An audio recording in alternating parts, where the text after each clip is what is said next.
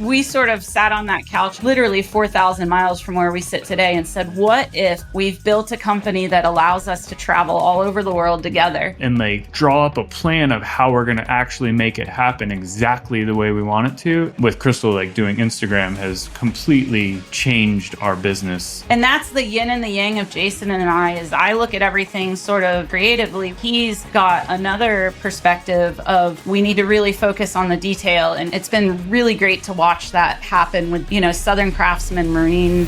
You're listening to the Rising Podcast, the podcast for sharing the stories, the lessons, and all the good stuff from legends in the marine industry.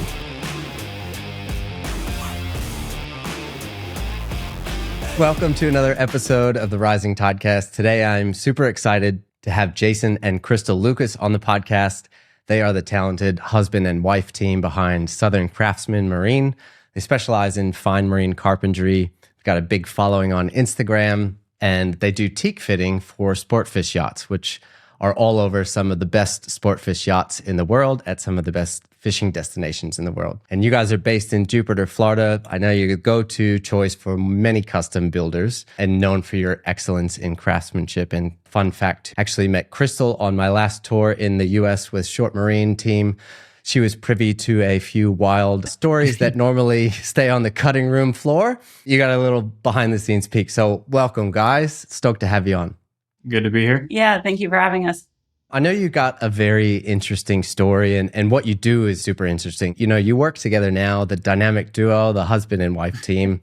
Props to you for that. Maddie and I, my wife, tried to work together for a little bit, and we decided staying married was more important. So we nipped that pretty quickly. I know you guys always didn't work together. And take me back, like, Jason, how did it start for you? Like, where did your love for fishing, boating, and the ocean come in? I always grew up on the water. I mean, going to the beach every weekend just to go surf or boogie board or whatever.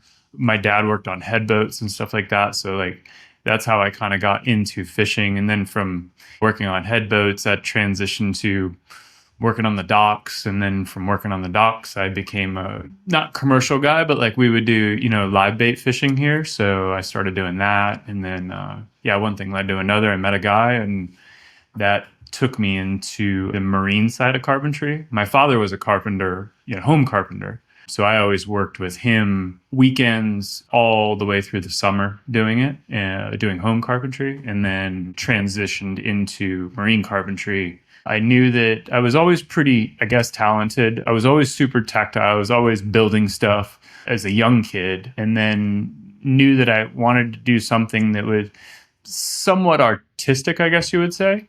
I knew I wanted to be on the water. And then when I met this particular gentleman who now lives literally streets from us, he was working at Ricky Scarborough, building boats up in Manio, and then came down here and started a business. And he needed a set of hands to change a set of windows in a boat that I was actually working on part-time to take care of. And he was like, hey, I need your help. And I was like, cool, let's go to work. So that's, kind of how it spurred my interest. And it was cool because I didn't really grow up like doing sport fishing per se, because I was, I grew up around headboats. So, headboat fishing here, you're always fishing, you're always, every day, but you're not like going to all the cool destinations. So when I got the opportunity with him to start going to like custom boat shops, some of the first guys to put teak on Vikings at the Viking facility, aftermarket, I guess you would say, part of their facility. And we did a 55 Viking called the Double Shot for a captain named Jojo Jakimowski. And then from there, we left there and went to Manio, worked at Buddy Davis. This is when before they got bought by Egg Harbor, and they were building a 78 Davis. I think they built like 4 of them. They were in closed bridge boats. We worked for a captain named Johnny Buck, and it was a boat called the Whopper Stopper. And like during those times, like I was like totally into it, because I'm walking around boat shops. Yeah. And like, this is so cool. Like 20 years old, right? 19, I was 19, and I was just like, wow, this is really, really cool. Like being part of like something so big, I guess, is kind of what was so neat about it. Going from doing cabinet kitchens to working on $1 million boats, you're like, this is cool. Not a bad office as opposed to the like a development or production house. I think it's great sometimes too to find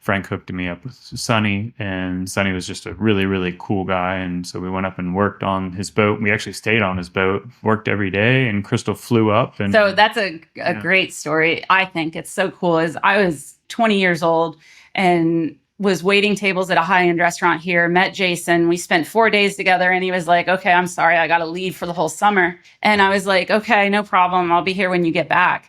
He called me, I think 2 days after he left and said, why don't you just quit your job and I'll buy you a ticket and you can fly up. And I said, okay, because, I'm 20 years old and I lived at home and kind of had no plans for anything. And so I did, I quit my job. I flew up the next day. And that was really sort of the beginning of Jason and Crystal. We met May 1st and we got engaged July 4th and we got married May 1st on the beach where I used to play when I was a little kid across the street from where I grew up. And we've been married now 21 years. And so working together has been kind of a natural evolution of our relationship because when COVID hit, we were living in Oregon of all places, which is a whole nother story. Good wood out there though, which is good. Yeah. A lot of wood. I learned a lot about cutting timber because that's what I ultimately ended up doing when we were out there. That was one of the coolest experiences of my life, learning so much about forestry. So in Oregon during COVID, we were kind of like, okay, we're at a crossroads in our life. We had left.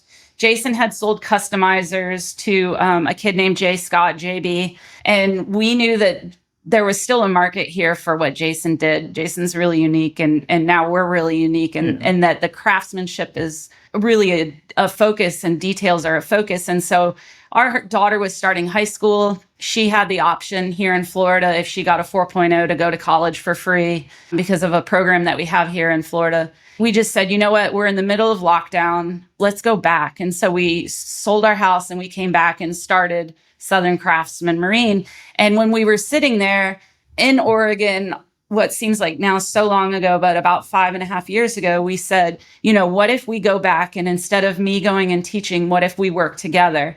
And what if we build this sort of dream of let's spend the next 4 years learning how to run this company together. And then when our daughter goes off to high school, we can only do travel work and kind of go wherever we want and not be tied to one place. And traveling, something that's been near and dear to us. We traveled the whole country for 1.5 years. Yeah. And 2014, I ran for State House of Representatives, and we sort of made a deal with each other that if for some reason I lost, which it did not look like I was going to, and I had a trajectory that I wasn't going to, so I kind of felt safe making this deal. Jason could have a sabbatical. We could, leave the marine industry for a while and just go travel because our daughter was 10 and it was kind of perfect timing. Like one of our things that is coming to fruition now is when we were younger, one of the things that was super important to us was travel. And we were like, how awesome would it be, down the road when our daughters graduated to where we can travel from place to place and work and go to some really awesome places and be together. That was the whole goal. So to have this happen now and working out the way it has with Crystal, doing Instagram has completely changed our business 100%. I tell people and I'm like, they don't even understand how much it's changed our business. We sort of sat on that couch in Oregon, literally 4,000 miles from where we sit today and said, what if we go back, put her in high school, by the time she's finished, we've built a company that allows us to travel all over the world together. And we do it together. Let's just focus on that. And it seems sort of pie in the sky because Jason had always done travel work, but it was almost like Jason and whoever was working with him would go, and then I would fly back and forth with a toddler. And, it was fun and it was nice, but it was basically Hannah and I spending all day doing something while he worked all day. And we weren't together. And I felt like I was on somebody else's work trip. And it's just sort of been amazing because the past 3 years, our business has evolved to be exactly what we sat on that couch and hoped for. Yeah. But beyond what you could even hope for. Yeah, because really, it's wild. I kind of pinch myself a lot of times because to sit and think about something, 20 years ago and say, I'd like for this to happen, but not everything always works out. And then to work really hard, right? Have those things happen. But then literally sit down 4 years ago and draw up a plan of how we're going to actually make it happen exactly the way we want it to and everything work out like we want. It's wild. It's a lot of work. Yeah. And, it's amazing. Like we did a boat in Kona and it was fabulous to be in Kona, but we literally worked every single day for 2 weeks. And then, we do a lot of boats in Cabo San Lucas, which we absolutely love Cabo and the Cabo area. And it's a cool place to be, but it's a lot of work. So we're really excited for this next evolution where it's not like we're leaving a 16-year-old at home with a babysitter and rushing to work 14, 15-hour days to get back. It's going to evolve even farther into what we really hoped it would be, where she's off at college, becoming a young adult and really following her dreams. And we're getting to follow what our dream was, which was to be together, do what Jason's amazing at and what now I get to be a part of, and to build this business and see these places and offer our services to these people around the world. I mean, the clients that we're getting to work for are just amazing people. Yeah. It is pretty wild because you were meeting people who were like the top of their field. Yeah. And they're calling you because you're the top of yours. So yeah. I mean, just the other day, humbling. I was looking at this gentleman who had called us, and I was looking at his Instagram and like, he worked for Stuart Campbell, who like, when I was like young, I'm in my 20s, I'm like, Stuart Campbell, they were fishing in the Azores and Madeira, catching 1,000-pounders, like I was blown away, watching that stuff. And now I'm like getting to work for those same people, which is, it's pretty cool to me. It's wild, man. And there's so many things to unpack in that whole story. I think like, first of all, to be at a place that you are now, I think is super grateful. And the fact that you guys have that mindset of being thankful kind of where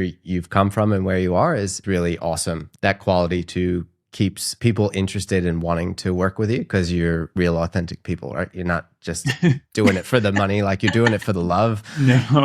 Obviously the money helps, but I mean, there's nothing wrong with making money, but but you're doing it for the right reasons. I think one of the two things I'd love to talk more about is the growth of the business through Instagram, because I think that's something that's super key. And, when Crystal and I talked, I know like the evolution and the growth of the business due to that, and the way that you do things is awesome. And the other thing I think that's really cool is just envisioning the future, right? Sitting down and saying, this is a clear picture of what we want to do, and then focusing on that, because not everybody does that or believes in that. But like, I'm a big believer, I've got all my goals sitting next to me for the next, 6 months, 1 year, 3 years. This is what I want to do. This is where I want to go. And you look at that and you talk about it and you say it out loud and you write it down. And those are the things that become real because they're in front of you all the time. And, when you believe strongly in something and it has a deeper reason for you guys to achieve it. So you wanting to do it because you want to travel and do things you love and give that life to your daughter. Like that's super special and motivating for you guys probably. So congrats on that. Thank you very much. Yeah. Everybody has days where, you're like, oh, damn, it's a long day, everybody has those days, but, at the end of the day, I always look back and I'm still blown away. I'm so grateful for where we're at as a couple, as a business and all of that, which is... Yeah. So. We laugh about it because, we met so young. Jason was 24, 25, and I was 20. We just have conversation after conversation that can you even believe that 20-year-old and that 25-year-old who were, first of all, I don't want to say naive because it's worked out wonderfully, but so naive to just believe like, hey, quit your job and fly to New York City. And then he handed me a credit card, and like 20-year-old Crystal took the Staten Island ferry to New York City every day and just walked around until 5 o'clock when he would come and meet me and we'd go to dinner. And then to be where we are now, where we're working together and every single goal that we sort of dreamed about when we were in our early 20s is coming to fruition, and we're continuing to be able to make new goals and watch those come to fruition. Yeah. Like I can't imagine 60 or 70 is just going to be amazing because 20 through 45 has been fabulous. So I guess as far as intent, we both kind of grew up in unintentional environments. And so to have the control when we started our relationship together to be very intentional and then raise a child who's extremely intentional has just been amazing. And it's been really great to watch that happen with this new, Southern Craftsman Marine. What do we want this to look like? And what do we want this to intentionally look like in the next 5 or 10 years? Well, talk to me too then about the intention of you joining forces. And I think when we did talk at Sailfish Marina, maybe you were met with a little bit of, why do I need to do this, be in front of the camera again? I still get that daily. Yeah. Don't worry. I completely understand. I get both sides of things. But Crystal, what was like your vision and intention for bringing video content in and social media, and then take me through that journey to where you started and where you are now, like things you thought about, your plan, what did you want to happen? Every single video I make is intentional. So when I ran for State House of Representatives, I sort of got a crash course. I have a background in biology and education. I was never into marketing. I should have probably gone into marketing and sales. Tell her right now, I was like, we're making good money now and we love what we do. I was like, if we want to make real money, we go start a marketing firm, because this woman is one of the most amazing marketing people I've ever met in my life. And so I kind of looked at everything I learned during my campaign, which a political campaign is really nothing than a giant marketing campaign. I mean, all you have to do is look at the United States presidential elections. I don't know what it's like in Australia, but it's a multi-billion-dollar marketing giant. I kind of also looked at higher end brands. What does Louis Vuitton do? What does Gucci do? What does Lamborghini do? What does Chanel do? And the clientele who buys those products are the same clientele who own the boats we work on. And so my strategy should be the same. And that is a high quality product that isn't disposable and isn't everybody has one, and also is extremely thought out and thorough. And that's kind of where I started with that Instagram. And so in the beginning, when Jason and I first started working together, he was like, will you put the camera down, please, and stop videoing? Like, we have stuff to do. And as videos started to lead to phone calls, he was like, oh, that's really weird. We're getting a lot of calls about this. And then the travel work started to come, and people were like, oh yeah, I'm in Hawaii, or I'm here, I'm there, I'm in Cabo, and our boat never goes anywhere. Can you come down? And so my business partner here, who has a minority share in the company, started to see that his marketing partner it was working. Onto something? Yeah. And we don't have hundreds of thousands of followers. I think we're at like 16 or 17,000. But what I took from my campaign is it was extremely targeted. My marketing is not for everybody. The reels that I make on Instagram are for two different categories. The first category is owners and crew who are actually the buying and the decision makers on these boats. And it sort of has turned out unintentionally. The second category of people who really follow us are people who do what we do or who work in the marine industry themselves, and then people who do fine carpentry and craftsmanship. And that even has become really intentional, because I'll try and put a boat up, or I'll try and put a video up that obviously markets towards the crew, and it's beautiful and it's sweeping shots and it's the deck when it's rinsed down, or it's the fact that we're using amazingly high quality products. And then I try and do videos that are more like, oh, the craftsmanship, you should look at this, because I think that our target audience, which is the owners and the crew, appreciate both and see the difference in both. And so I think that's really what has led to our intentional success. And I have a really great partner now who will let me take video and who will let me stop what I'm doing and edit and put up a story. It's like anything, right? Like, I was never a social media person. I mean, I never had a Facebook page. I never had any of that. And all of our business before was word of mouth, which was great. And we had a great reputation, and we did, a lot of work for manufacturers, and everything was word of mouth. You'd be booked out, as far as you wanted or needed to be. And then when we came back, we said that we wanted to be a little bit more, it goes back to being intentional with who we wanted to work for and the jobs and the opportunities that we wanted to have. So, I mean, I didn't really necessarily know how it was going to work. I just figured you go back to doing word of mouth and you just keep spreading that. I mean, obviously, I knew that her experience with the campaign proved, that social media worked, right? But it was still kind of in its infancy. I mean, you see what people do today with social media, and it's wild. I think, too, you guys have a very unique thing that people love, right? They love to see a transformation. Yeah. The before and after. Mm-hmm. They love to see behind the scenes, the process. Yeah. They like to see that visually pleasing, aesthetic, beautiful finished product. You're talking about And- Jason in that part. He's the visually appealing.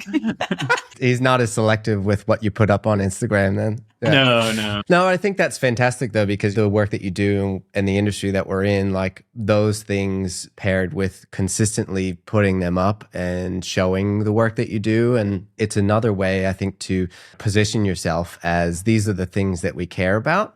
And so like all those details that you guys put up and the whole process and the unique ways that you do it is very, very interesting. And people want to see like how things are done, even if they don't own a boat, right? Like it's really interesting. So, and the more people that know about you, the better, especially they may know somebody with a boat, right? That's the beautiful thing about the network and not just relying on your, the word of mouth thing, which is huge in the industry. But if you were to give advice to other small businesses, maybe that are craftsmen or boat detailers in bikinis or or whatever they be, small business, like what would you say as far as one thing to be intentional about or think about that's worked for you guys in growing the business through social media? Part of why we've grown the way we have is because of social media, but also because of the reputation that Jason's had in 25 years within the industry. I think social media has definitely helped in having people find out about us. But then Jason's just absolutely stellar reputation with customizers and now with Southern Craftsman Marine also helps, because like it's just like anything. You see a product on TikTok for sale, but if you have a friend who said, oh yeah, that product is really good, you're going to be really happy if you order it, you're going to hit that order button. And obviously we're not talking about $24 things. We're talking about things that cost, tens of thousands. But it's that same sort of mentality as somebody will say, because I've been told this by numerous people that, oh yeah, we were sitting in the salon and my mate saw your Instagram and showed it to me. And then somebody else who was in the salon was like, oh yeah, they did so-and-so's boat and it's absolutely beautiful. So it's sort of that double whammy of we have social media and our product is good as far as the social media side, but like there are no filters and what you see is what you get. I think that's honestly what I would say, is the most important thing for me, being like so attention to detail, providing the product or service truly what you are selling. This industry has exploded. It's obviously much bigger than it ever was 20 years ago, 30 years ago, 4 years ago. But there's a lot of times when people aren't necessarily genuine in what they can do or what they can provide. I think honesty, as far as like the time frames you can do things in, I would rather tell somebody longer and then be okay with that and be done early and be the hero. Because I mean, we deal with this a lot. And people telling people, oh yeah, I can do that project. No problem. I can do it in X amount of weeks. And for me, I look at it and I'm like, there's no way in hell. And you're like, you're just telling somebody that to get them in, get them started on something. Then the owner or, customer is upset. And for me, I always look at everything as I want a repeat customer. And in order to get a repeat customer, I have to do a really good job this time and the next time and the next time. And that's where I'm so OCD about like, okay, this product has to look amazing because I want this guy to come back to me. Yeah, so it can't just look good in a 30-second reel. It has to look good for the next 20 years. Right. And that's the yin and the yang of Jason and I, is I look at everything sort of like, oh, creatively, we can make this video or we can do that. And he's got another perspective of we need to really focus on the detail and we need to have it look good. Yeah, I don't want it to look good just today. I don't want it to look good necessarily when I'm finished with it. I want it to look just as good 5 years down the road. That's like super important to us. Which I think is anybody who's listening to this in Australia, the cookie that's out there, the Viking that he did literally when we first met 21 years ago is still sitting there with that same wood. We're just now redoing boats that Jason did at the very beginning of his career. And for me, he's kind of like nonchalant about it. But for me, I think that speaks volumes that somebody made an investment 21 years ago that just now is needing to be replaced because its lifespan is done, when there are people and builders and decks and covering boards in this industry that are 3 and 4, 5, 6 years after being put in have to be taken out because they're failing. And that difference isn't necessarily anything other than that attention to detail. All goes back to that word intentional. We joke that I need to get it tattooed on my arm because he's hyper intentional. Yeah. Sometimes I tend to be like a little hummingbird. And so the yin and yang of everything sort of like. That's why it all works. And I think too, about your point, like there's no amount of marketing that's going to fix a bad product. So starting with the best that you can possibly give, marketing is a bonus at that stage, right? And I think too, talking about your expertise and those attention to details, Crystal, when we were at dinner, told me a very interesting story to me about your wood selection process and where you store it and that whole thing. Personally, because I love to like learn about things and stuff, I think it's awesome. Can you tell us how you find the teak and what you look for, and then your sheds, that kind of thing? I always look for what's appealing to me. We don't just buy lumber because it necessarily fits, this measurement and this measurement. Yeah, we might need that. But if it doesn't look good to me, if I wouldn't put it on my own boat, I'm not putting it on anybody else's boat. I very much am, kind of goes back to like kind of the artsy side of it. Like I don't want to make it sound like I'm an artist. We just did a tow rail for a gentleman, a handful of months ago. And like one of the most important things to me, like I wanted all the colors to be as close as we could because I wanted it to have like a real nice, even flow. Yeah. Real nice uniform look. Today I was at a supplier and we were going through some lumber and he's like, well, what are you looking for? And I was like, well, I'm, looking for vertical grain on edge. And he's like, oh, I got a bunch here. So, we went through, I don't know, probably went through maybe 100 pieces of lumber. I pulled out 6. I buy a little bit here, a little bit here, a little bit here. Sometimes you find lumber that nobody else knows about sometimes. I mean, that just happened the other day. And the funny part about it was like we went to a supplier who I used to work with 10 years ago. And I used to buy a lot of material from them. And I was just kind of sitting around thinking about like, sources and stuff like that. And I was like, man, I wonder if they still have, a fair bit of that lumber that, they used to always order in. So I called down there like 6 months ago and was like, hey, do you guys still have lumber? He's like, oh, we haven't opened that bay up in 2-3 years. And you were probably like the last person. I'm like, really? I was like, you haven't opened that up? And this is like lumber that's rare. I mean, today it's top shelf, as good as it gets. So we went down there and I mean, I'm pulling stuff out that had my handwriting on it that I had seen 10 years ago. So yeah, we went down and found a honey hole and bought everything they had because I mean it's no secret that lumber is getting much more scarce. Teak lumber, yeah, teak lumber, and the teak that we're speaking about is Burmese teak primarily. There is teak grown all over the world, but specifically Burmese teak is the pinnacle of what you want to use in the marine industry because of the oil contents, where it's grown. It has nice, uniform coloring. It drying. I mean, all of our stuff's dried in kilns, and then a lot of it's air dried for years after that. And so you guys are not buying per job, which is the unique thing too, right? So tell me about that mindset and the thought. In 2020, so Burma and Myanmar, same place. They're in Asia. Burma had a governmental coup where the military took over the government and they put the then president in prison. And the United Nations all got together and said, okay, we're going to put sanctions on products that are in Burma that have not been cut down before this specific date. I'm pretty sure it's like April 2021. So it had to be on the ground. Had to be already cut down. Anything that was already cut down could be exported, but anything that was still standing could not be exported to the United States. I'm sure Australia is part of that, Europe. And the reason why was because the sanctions were put on so that the money wouldn't go towards the military. And we were sitting in Oregon and realized that this was all happening because we kind of obviously follow politics and international events really closely, which directly affects our industry in multiple ways.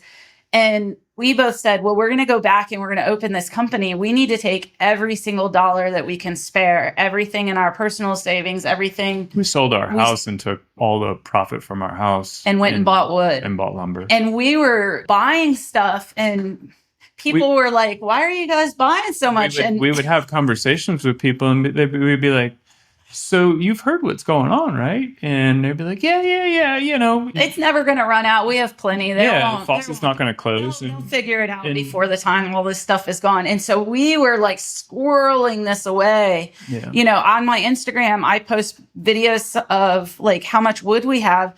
Now we're starting to get these phone calls where we might not have been the go-to first choice because of our cost or whatever, but we are the go-to choice for every phone call we get, whether they wanted us or not, because we're the ones that have all the wood because of that intentionality. You know, 5 years ago going, man, internationally, this could go one of two ways. Like it could be short-lived and we could have bought all this and just be sitting on it, or it could really drag out and we could own all this lumber and it could be, it's not really about us making more money. That was never the intent. It wasn't sort of an investment in finances. It was an investment in this is what we need to work. Yeah, it was an investment in the fact that if we don't have quality material, the quality product that we wanted to get, you can't put out the product that you want if you don't have the raw material. You can't be a fine quality chef if you don't start with good ingredients. Right. And so it was really vital to us and has continued to be vital to be intentional with our purchasing. You know, I have had conversations in the past 2 years with people who were selling wood going, well, you know, that stuff doesn't exist anymore and you got to just take whatever you can get. And even still to this day, we don't buy with that. I mean, it might come to that point one day. And Jason, because of the perfectionism and the professionalism that he has, says we'll leave the industry. Like there's just no reason to put subpar material. That's a really powerful thing for you guys because you're looking after your job and making sure you do the best that you can, but also you're looking out for your customers that are positioned at the top that want the best, right? It was a really smart play. And we end up with really funny scenarios. Like we got a phone call from somebody who was a friend of somebody who was a fraternity brother of another guy. And he was like, you know, I'm building this custom build, but my builder says I don't need these covering boards, that he can just go ahead and get them in a couple years when I'm ready for them. And they're just sitting in this storage unit and I'm sick of paying the storage bill on it every month. And Jason was very honest with the guy. Super honest with the guy. I was like, are you sure? I was like, I'm not telling you what to do, but you might want to take this lumber and just take it to the builder's facility and just stuff it in the rack somewhere. Like keep it. Like, I mean, I literally had like 3 conversations with the guy about it. And the guy was like, no, I don't want to. No, like, I want to get rid of this. If this. you want to sell it, I was like, I have no problem with buying it. We drove to Alabama the next day. Here in Stewart, a friend of mine who used to work at a pretty like top of the line builder, you know, called me up and he's like, yeah, I'm getting ready to close my shop. I'm retiring. He's like, I got these boards up here. He goes, do you want them? And I'm like, what are they? So he calls me, tells me some measurements. I mean, this stuff is giant. We drove there that night and he was like, do you want them? I'm like, yeah, why would I not? You know, so you get a lot of random calls and it's kind of goes back to like, I'm not going into one place and we are not going into one place and buying anything per job. Honestly, like right now, and how it will get eventually is it'll kind of come down to this is the lumber that we have. And you're going to find a project for it just because there is certain things that like I have a very, very difficult time, you know, taking very, very large lumber and cutting it up to fit small projects. I just won't do it. To me, it sounds like your search for lumber is very synonymous with fishing. You're just going. It's literally the same thing. Yeah, you're going to find the school, then you're going to pick a couple good ones out of the school. Exactly the way it is. That's awesome. And you have dinner with somebody, and they randomly say, "Oh, I have these numbers. Maybe you should try this spot." Yeah, and they would never broadcast that they have this spot, but they know that you're a really professional, conscious angler or a responsible boat captain. And so they're willing to share what they have. It's been amazing for me to watch and wonderful as his wife to watch. His reputation has led to everything that we're experiencing today. You know, his attention to detail, his professionalism, his honesty, his cool and calm, collected head all the time his dedication to making sure that we're on schedule no matter what. Like all of those things have led to what I'm even able to put on Instagram. Like if he was a spaz and putting out a crap product, I wouldn't have anything to put. And it's been great. I'm learning something that I had no intention of ever learning when I was growing up or in college forever, that this would be something I wanted to do. And I'm not learning how to do it from anybody. I'm learning how to do it from maybe the hardest person to learn it from, but the very best. From the master. Yeah. That's awesome. The work that you do is obviously great. And you hear that from a lot of clients, right? But you also get clients that are coming from a custom boat builder, maybe, and then you're finishing up with all the teak work when the boat's finished, or it's from a boat builder that there may have been a teak package already included, but they choose to go with you, which is super powerful. What's the reason that you hear the most for people deciding to spend the money and take the extra steps and get a product from you guys? Custom boat builders build a great product, right? But you have to look at a custom boat build as it's a very holistic project. There's still a couple of builders who are very specialized in that everything is done in-house. I mean, everything. For me, we work right next to Rybovich today. Like the tip of the spear is a Rybovich. I'm I love classic things. Like everything classic to me is cool. But I also appreciate everything that they do and how they do it. And everything's done with the most specific, eye to detail. And that's not saying that everybody else isn't doing that as well.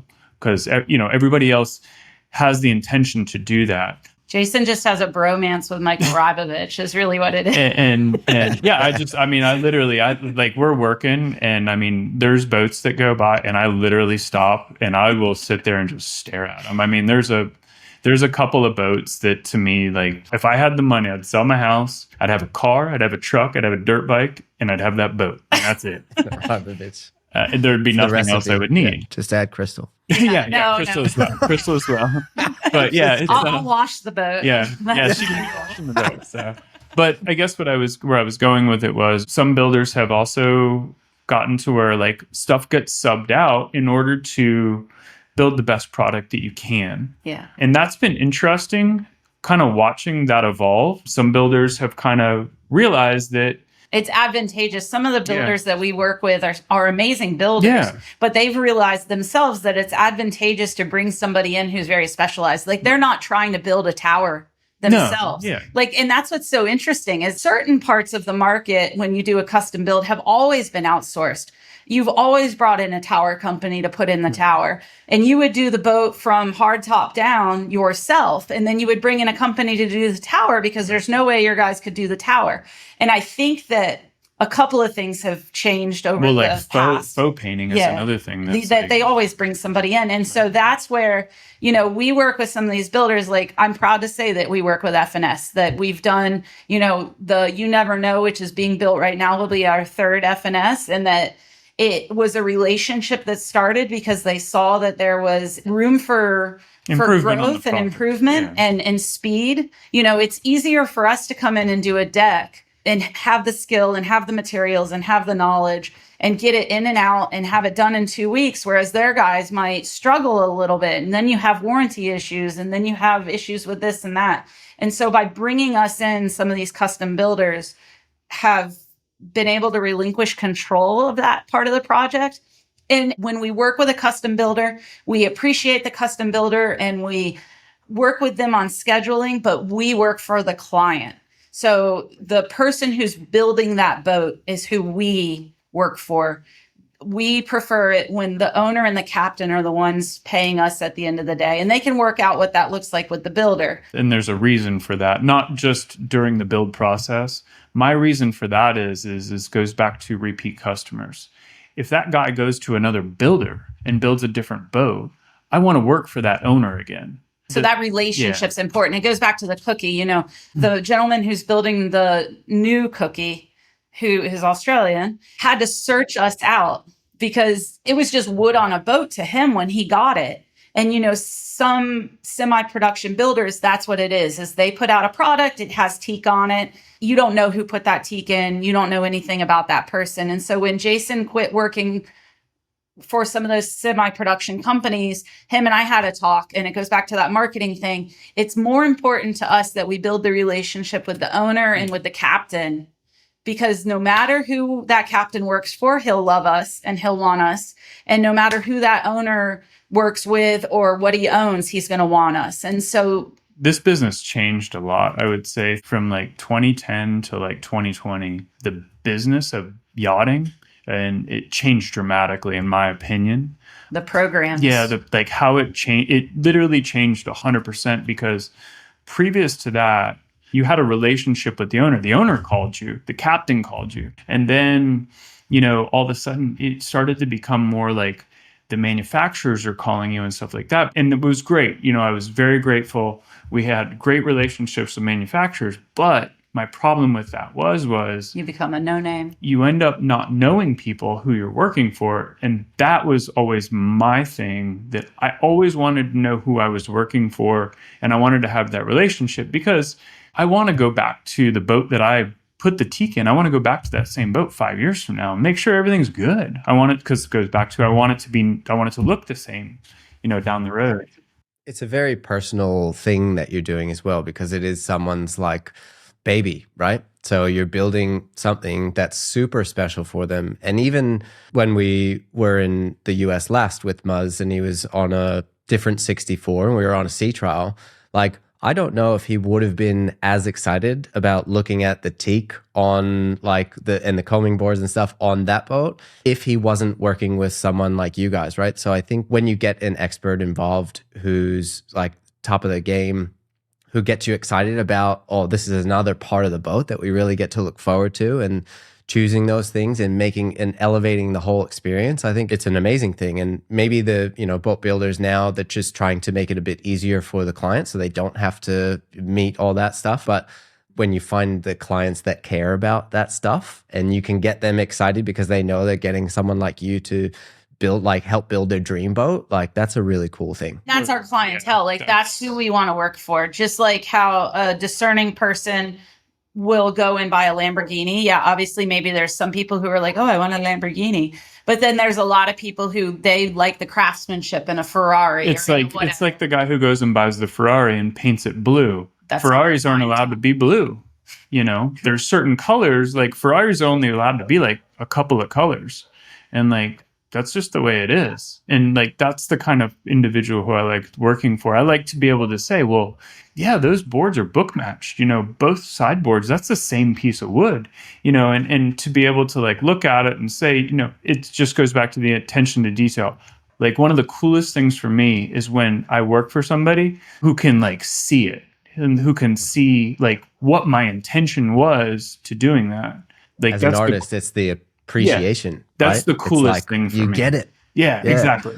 Do you love showing them? Like, you love going, I do. And it is very cool, because it goes back to, I put so much thought into what I'm doing.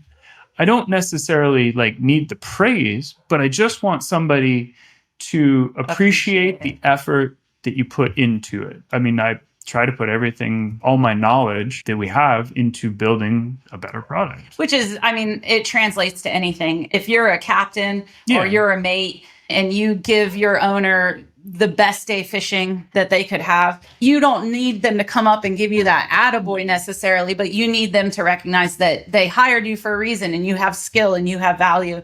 And I think that that's what Jason really drives and thrives off of, somebody intentionally calling us, not just because we have the wood. No. And we do get phone calls like that where, oh, you guys have the wood, and so I want you to do the boat. And Jason and I's clientele is somebody who is like the person who's building the new cookie, who will search you out because that's something that matters to them, and becomes truly a friend. I mean, that's how I met you, Steve. I got invited to dinner by a client, and we have lots at this point. We have 4 years of clients and owners who have truly become friends, which to me is that, when we sat all that time ago and said, who do we want to work for? Yeah, because I don't want to just work for them and then them write me a check and kind of down the road. Like, I appreciate like being able to walk down the dock and, say hey to people, and people call you up just to check on how you are. Just to see what's going on. Like, I appreciate the relationship. Yeah, the relationships that come with it. I'm interested how this next chapter is going to work for you as far as the expansion into more travel, because from an outside perspective, you're traveling with quite a few things that aren't really meant to travel. Yeah. How do you do it? Because to me, it sounds like a very interesting, you must jump through some crazy hoops, even with like different countries and what you can import and export, like with wood and stuff, Yeah. and all the tools. Like, how do you do that? Oh man, are you ready for some good stories? So we have it wired right now. We haven't shipped to Australia, but I know that's probably your biggest audience. And I am personally looking forward to building a large clientele in Australia.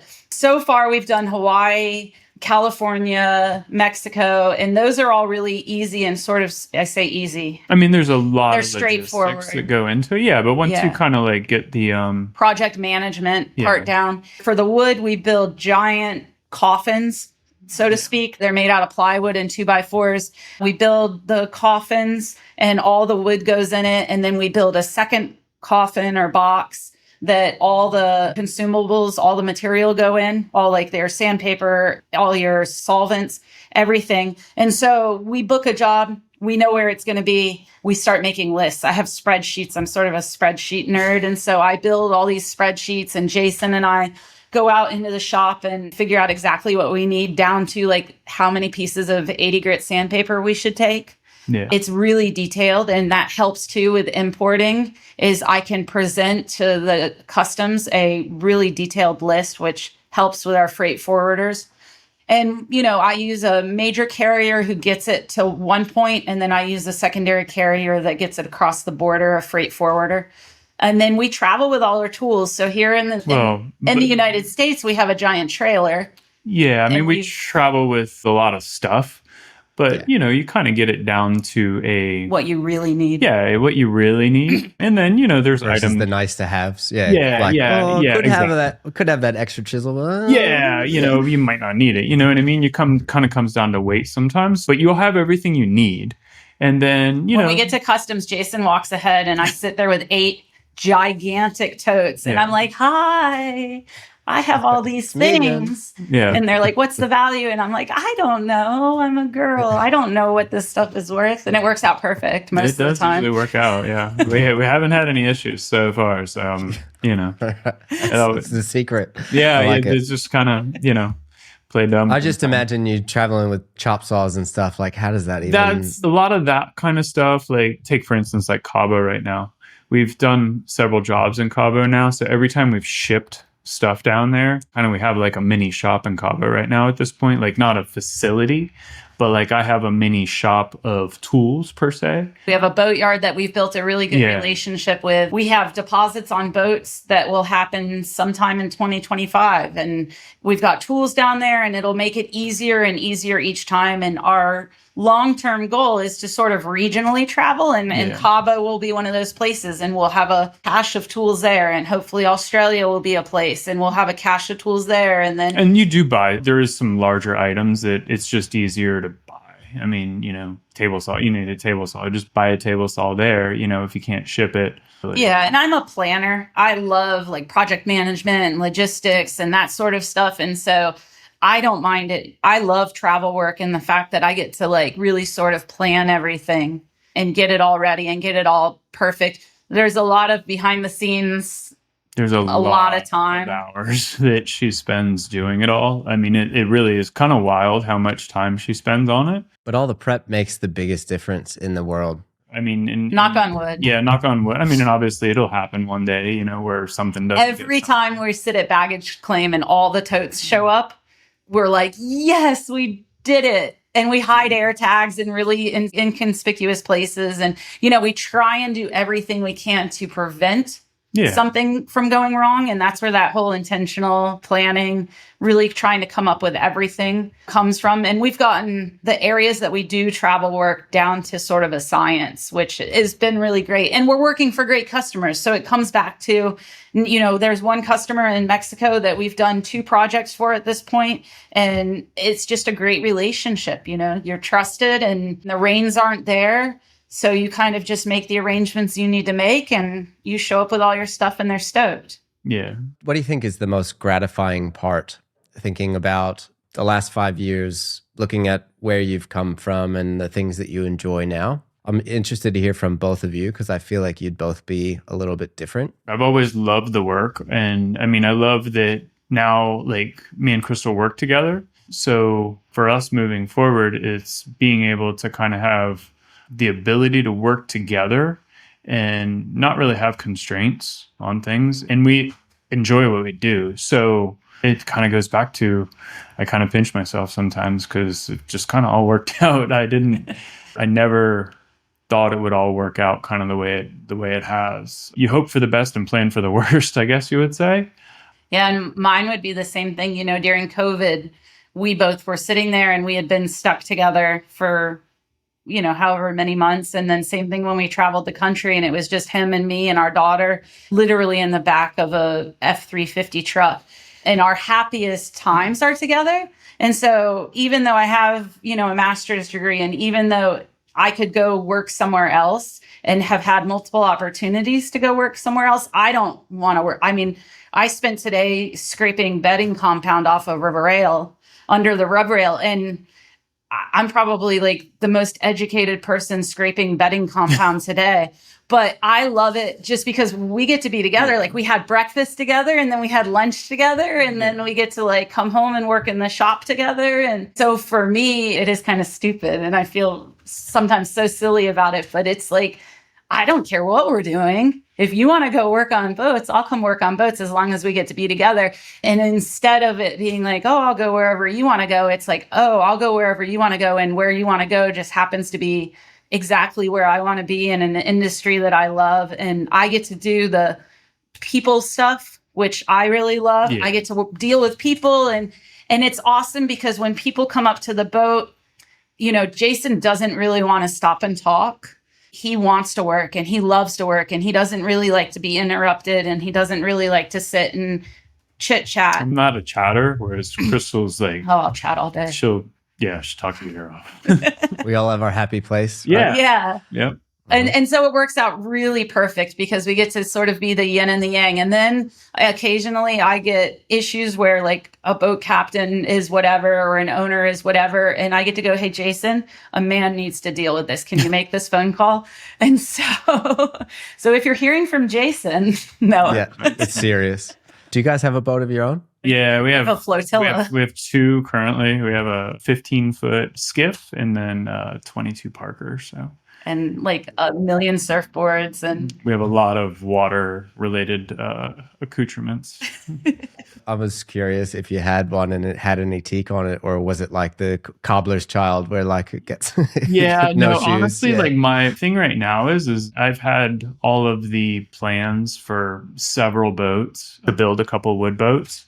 It just comes back to like having the time to do it. We've sort of spent the last 4 years unintentionally and intentionally really working really, really hard to kind of build to the point that we're at now. Every single day. Because our daughter's in high school still. So like we're going to be here and working hard and coming soon. I want to build a couple boats. I have some plans for some different boats and I want to do some lofting and stuff like that just because that's genuinely like what I can't wait to, be building the boats that you're, go out on the water on. Like, that's cool to me. He would go work at Rybovich tomorrow as a carpenter. If I would say, oh, you know what, let's not worry about paying the bills. 100%. If she had the marketing firm that I keep telling her to have, I would go work for Michael tomorrow.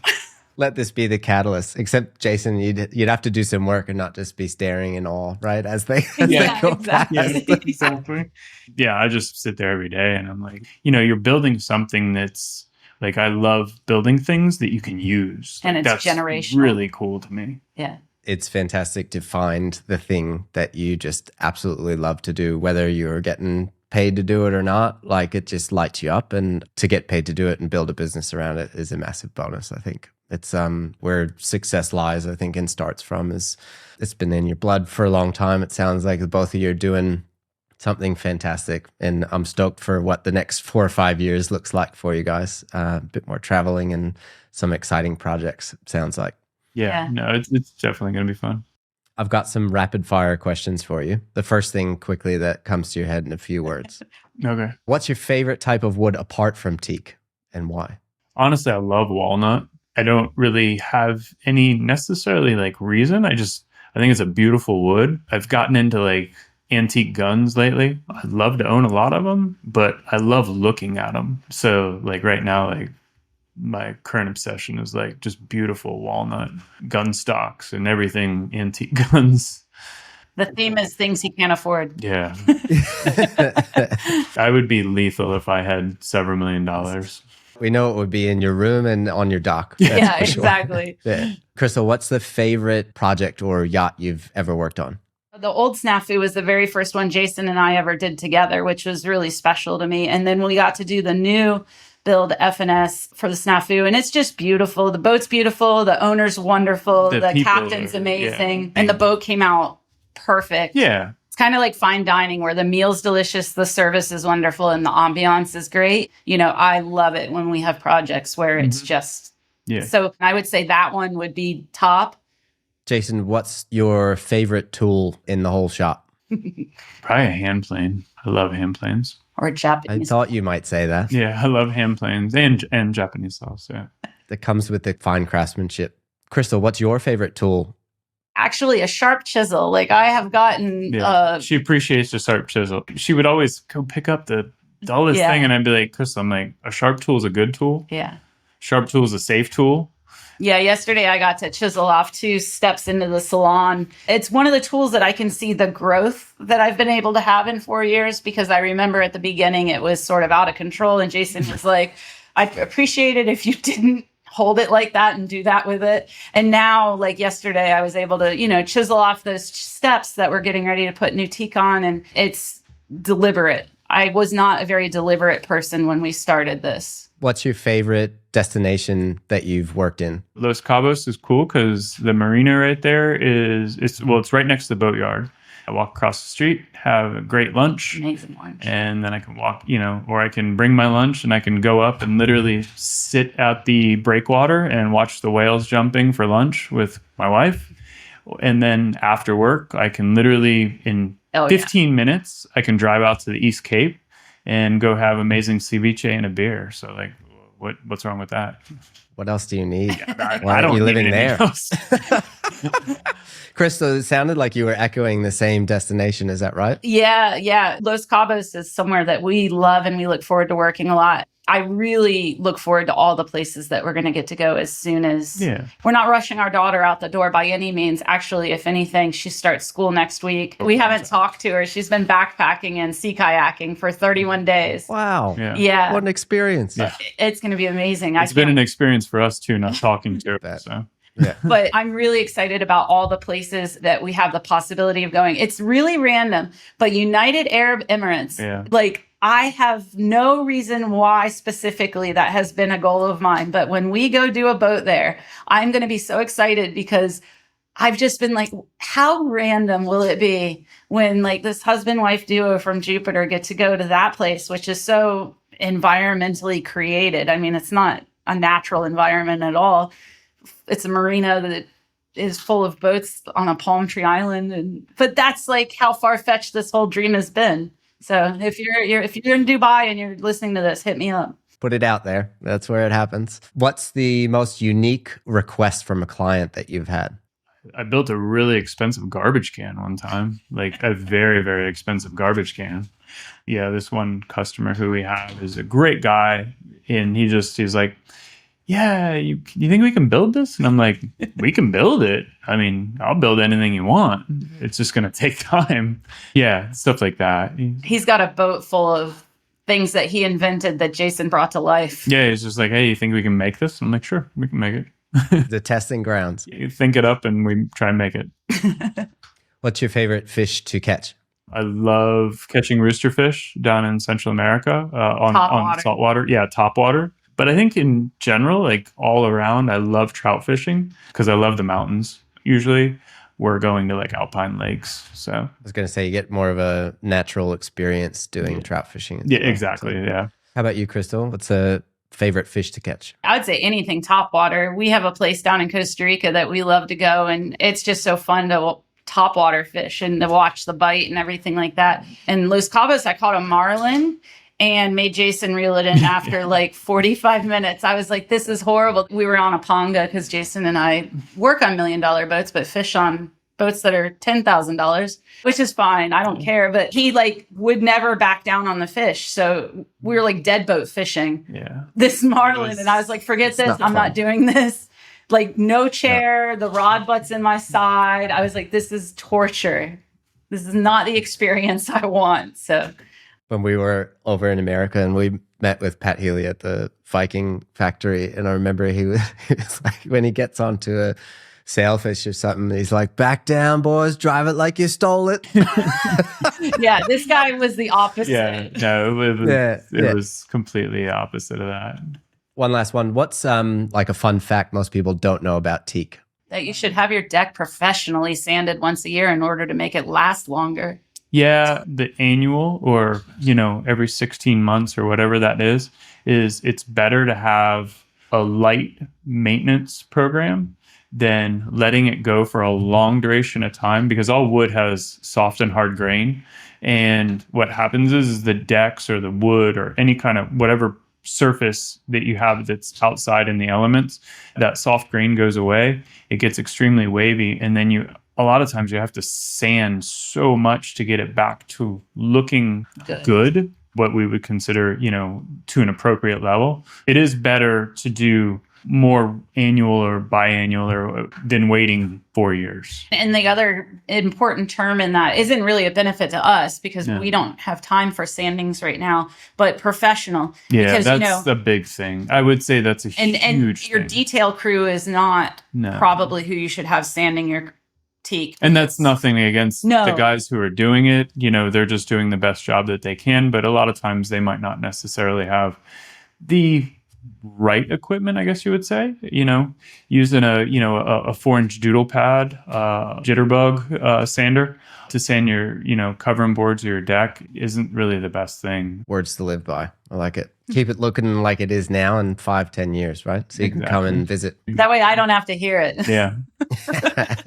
It's been such a pleasure chatting to you guys. How would you like to leave us today? First of all, thank you for having us on. Yeah, thank you. It truly is something that we appreciate. And it's just important to me, and I think to us, that we continue to build this company. It'll always just be him and I, so we can't make more time. But we can definitely book what limited time we do have with people who understand what we're looking for, and then we can offer what they're looking for. It's that symbiosis. So I guess that would be my final thought is if you're looking for that sort of symbiosis, then that's what we have. And I think what our long-term offer is. Yeah. And if you're in Australia or Dubai, get in touch ASAP. Yeah, I want to fish the ribbon reefs that Kleiny told me all about. So I'm ready. Oh, yeah. We're going up a couple times this year. Oh, man, I'm really jealous. She's definitely ready for that. Yeah. Well, you won't be spending 45 minutes on the rod. I can tell you that much with Kleiny at the helm backing down. That is for sure. No pongas up on the reef. Awesome. Thank you guys so much for sharing your journey. Thank you. Anyone out there that wants to follow you guys and check your work out, it's amazing. Southern Craftsman Marine. Check them out on Instagram. Your story is awesome. If anyone out there knows of great people like Crystal and Jason, have an amazing story, I'd love to share more stories from people like these guys in the marine industry. So send them my way. Thank you guys again, and catch you on the next episode of the Rising Tidecast.